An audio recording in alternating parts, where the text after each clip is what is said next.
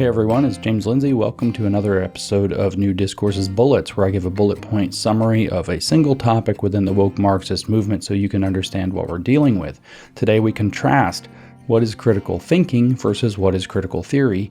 And to do this, rather than me pontificating, I'm just going to read to you a few paragraphs from an academic paper titled Tracking Privilege-Preserving Epistemic Pushback in Feminist and Critical Race Philosophy Classes by Alison Bailey, who's from Illinois State University. This was published in Hypatia, the Journal of Feminist Philosophy, leading journal of feminist philosophy, and it was published in 2017.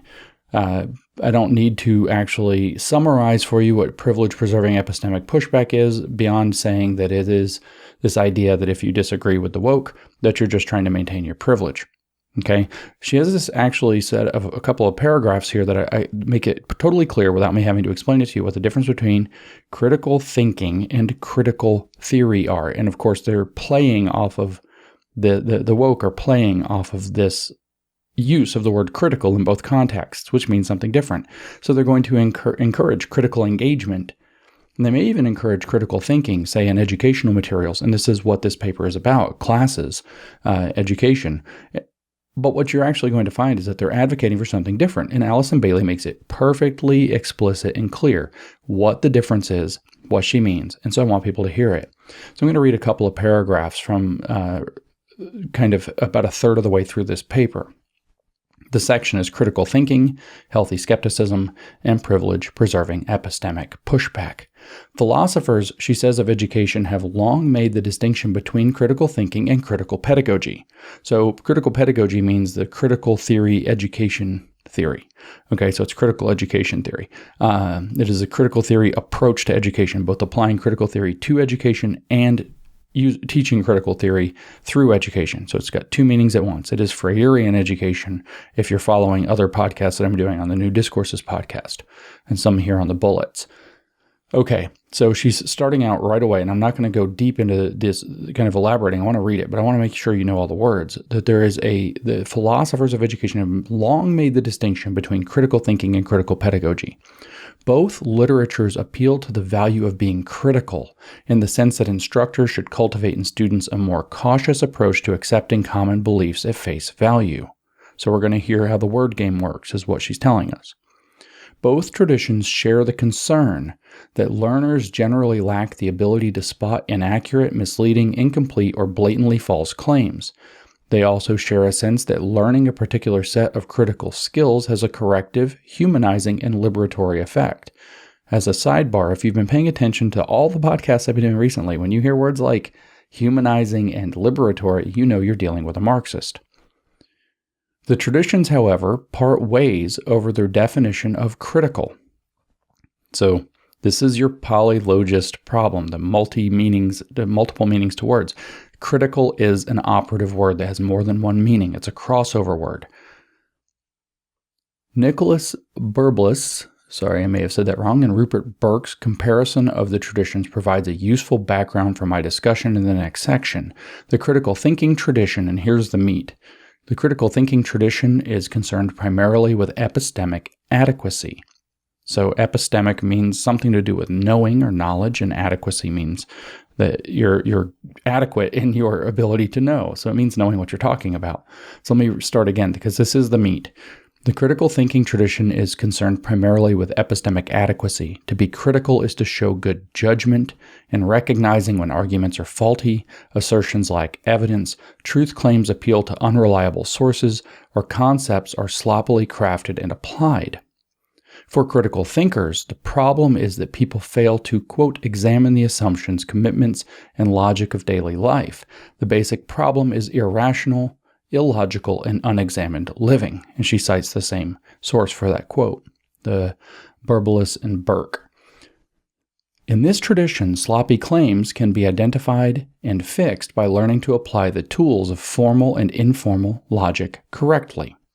So that's a decent summary of critical thinking. Critical pedagogy, she says in the next paragraph, critical pedagogy begins from a different set of assumptions, not critical thinking then, rooted in the neo-Marxian literature on critical theory commonly associated with the Frankfurt School. Here, the critical learner is someone who is empowered and motivated to seek justice and emancipation. Critical pedagogy regards the claims that students make in response to social justice issues not as propositions to be assessed for their truth value, but as expressions of power that function to reinscribe and perpetuate social inequalities. Its mission is to teach students ways of identifying and mapping how power shapes our understanding of the world. This is the first step toward resisting and transforming social injustices. By interrogating the politics of knowledge production, this tradition also calls into question the uses of the accepted critical thinking toolkit to determine epistemic adequacy. So not only are we now jettisoning the idea that epistemic adequacy is what critical really should mean, we're now stepping into the realm of saying even the tools that we use to determine when somebody is achieving epistemic adequacy, even those have to be critiqued. Even those have to be looked at as reinscriptions of power. So doing rigorous philosophy, doing scientific inquiry, doing rigorous statistical analyses. These kinds of things are going to be put on the chopping block for the critical theorist because sometimes they refute critical theory, and anything that refutes critical theory has to be said to be part of the problem. This is the difference between bourgeois and communist or Soviet or Marxist science. That's it. Okay, so to carry on, well, actually, let me just read that part again. By interrogating the politics of knowledge production, this tradition, that's critical pedagogy, which is the critical theory, as she said explicitly, the neo-Marxian literature on critical theory commonly associated with the Frankfurt School. She says, by interrogating the politics of knowledge production, this tradition, critical pedagogy, also calls into question the uses of the accepted critical thinking toolkit to determine epistemic adequacy. It's a lot of words for what they usually phrase as, in kind of high academic prose, as using other ways of knowing, preferring other ways of knowing to the standard ones. What does she name? She says to extend Audre Lorde's classic metaphor. The tools of the critical thinking tradition, for example, validity, soundness, conceptual clarity, cannot dismantle the master's house. They can temporarily beat the master at his own game, but they can never bring about any enduring structural change. They fail because the critical thinker's toolkit is commonly invoked in particular settings at particular times to reassert power. Those adept with the tools often use them to restore an order that assures their comfort. They can be habitually invoked to defend our epistemic home terrain. That is an absolutely, she says it's not a bright and clear line in the next paragraph. That is an absolutely bright and clear line. She says the line between these traditions is not hard and fast. And I can see that there are times when these traditions can work well together to navigate difficult questions. But I'm adamant that their philosophical engagement on issues of social justice must simultaneously track the production of knowledge and ignorance. Teaching social justice issues requires an attentiveness not only to the way students take up course content, but also to the strategies they use to resist it. That would be resisting social justice, because that's the point of this paper, by the way. I neither want to encourage nor silence student resistance. I want to make its operations visible by tracking the movements on the unlevel knowing field. Okay, so that is this 3-paragraph section at the beginning of this segment of this paper, and it couldn't be clearer that the word critical is a crossover term. It means two things. So when you see critical in some education literature, you have to get your spidey sense has to start tingling, and you have to get your patient goggles out and start reading closely and figuring out what do they mean. Because critical thinking is obviously something good.